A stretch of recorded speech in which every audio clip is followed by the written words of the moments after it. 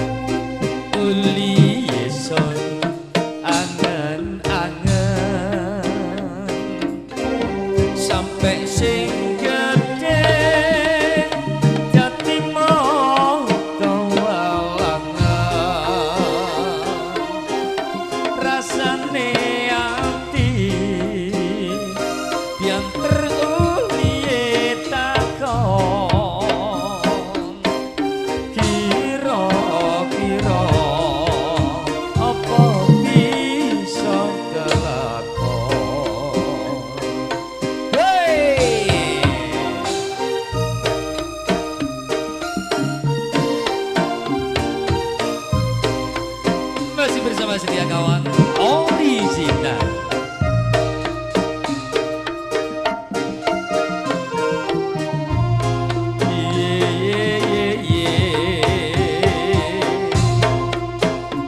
JP Audio Sound System artis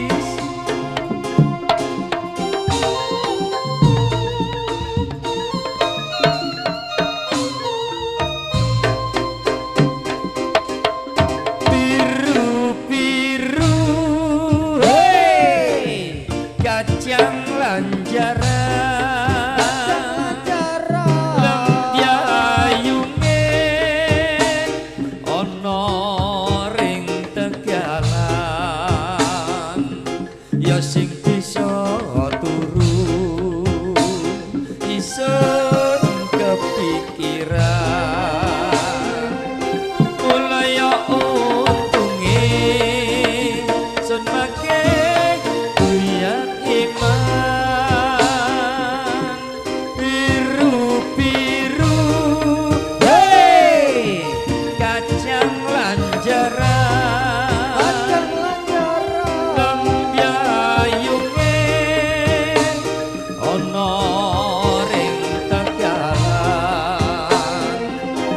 sing bisa turu ison kepikiran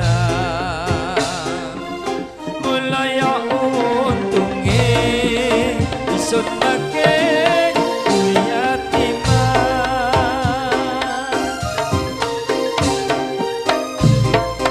uli ison angen-angen sampai Duwe sing gede dadi moto walangan rasane ati yen teruli takon kira-kira apa bisa kelakon biru-biru kacang lancaran lembyayunge ana ring tegalan ya sing bisa turu bisa kepikiran mulai untunge isun make